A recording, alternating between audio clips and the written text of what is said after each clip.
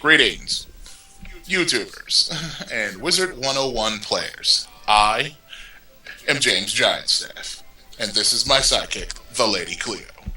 And it is time again for another Stick of Truth. Lady Cleo, what's our topic for today? Ah, yes, Disney cartoons. The GiantStaff was born in the 80s. He grew up in the 90s. He's rocking the 2000s. He has watched a lot of cartoons come and go, but some of the best were the ones made by Disney. And I'm talking about Tailspin. I'm talking about DuckTales, Darkwing Duck, Chip 'n Dale's Rescue Rangers, and Disney's Gummy Bears. These are the GiantStaff's childhood.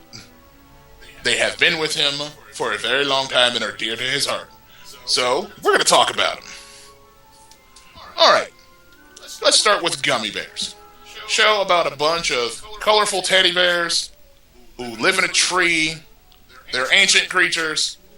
They make some juice called gummy berry juice. They drink it, they get super bouncy powers. A human drinks it, super strength. I'm talking about Hulk-like strength. I'm talking about tearing up a tree and putting it through a building. That's how powerful. Not to mention, we're setting like an ancient, European Dark Ages type thing, because there are dukes and kings running around, there are knights, there are dragons and trolls. Show's just epic. It's epic D&D style. Granted, some of the plot lines needed work, always had to have a moral lesson at the end, but hey, we were in the 80s, we had to learn that crap somehow. I mean, our parents were teaching it to us, but yeah, let's throw it in some cartoons. We'll squeeze in some extra moral here.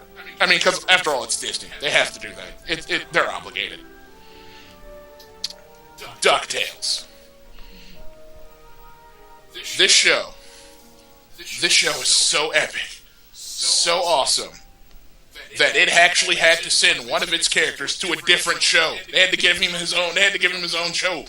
He had to leave. Launchpad McQuack, the pilot in DuckTales, leaves halfway through, ends up on Darkwing Duck, which is next on my list of things to talk about. So, this show gives backstory and family to Donald Duck. He's got 3 nephews, Huey, Dewey, and Louie. Right? We think that's the whole sum of Donald's family. No, Donald has an uncle who's from Scotland and is rich. Scrooge McDuck lives in Duckburg. The richest man there. He's like Bill Gates rich. Seriously, Bill Gates rich. The man has a bank full of coins and bills and stuff that he goes swimming in. He literally swims in his money. That's how rich he is. The man can wipe his ass with $100 toilet paper if he wanted to, made out of actual $100 bills. And his most prized possession of all of the stuff he has, $1.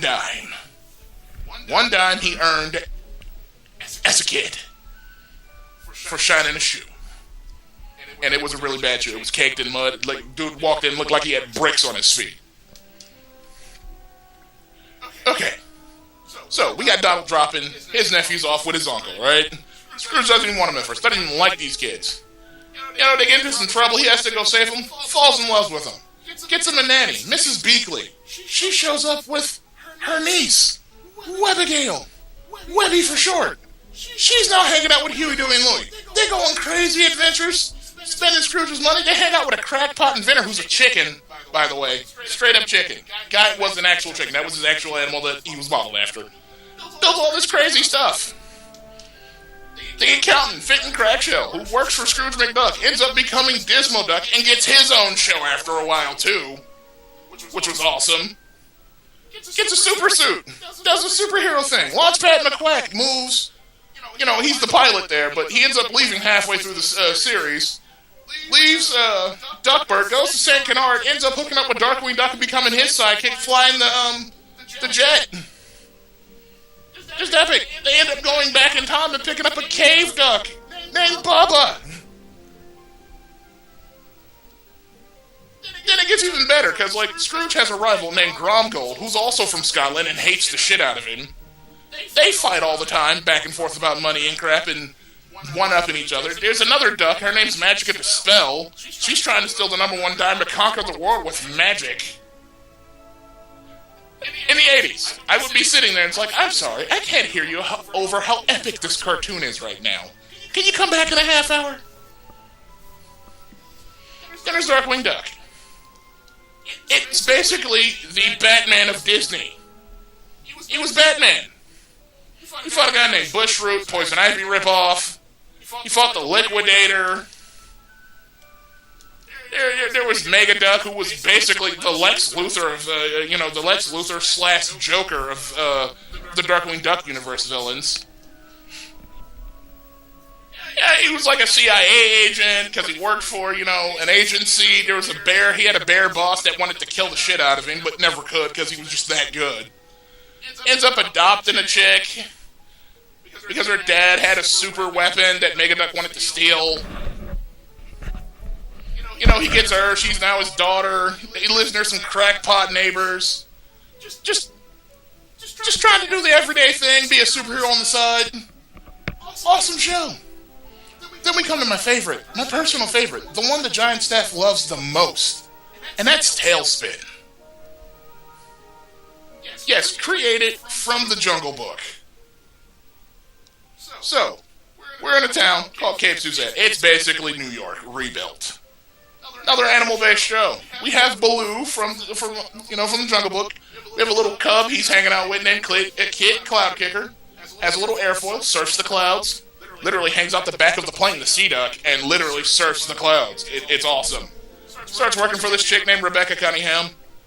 Again, one of the MILFs of the Disney World. They fight air pirates. Shere Khan's in it, and he's a ruthless businessman. Bagheera's one of the pilots who works for Shere Khan. Louie owns a club on an island that the pilots hang out at. It's beautiful. It's so beautiful. We get to see the world through the eyes of pilots in like the 1920s. It's perfect. So many adventures. And one of the things that's personal favorite, is Baloo dressed in drag, dancing with the Lightning Stone in the opening credits. Love that. Just love that, and love the episode it was in. Like, Disney has done some horrible things to fairy tales. I can name a few. Snow White, Cinderella, that horrible thing they call Frozen. I'm sorry, GiantStaff is never watching that. Don't ask the GiantStaff about that. He will tell you he's not talking about it. He's not going to do it. He's not going there. It's not going to happen. Don't mention Frozen to me. And don't sing any of the songs or play that soundtrack around the GiantStaff. He will lose his mind and tear his afro off. And I like this afro. No, Disney's done some horrible things with fairy tales. I've read the Grimm fairy tales. They were awesome the way they were because there was a moral lesson in there. It was used to scare kids in the Dark Ages. Disney completely destroyed that. But when it came to cartoons that were on TV in the afternoon right after elementary school let out, they were the kings of television for a long time. And I applaud you, Disney. But watch out, because Laura Faust and her composer Daniel Ingram are coming for you, and they will own your face. And this has been another Stick of Truth.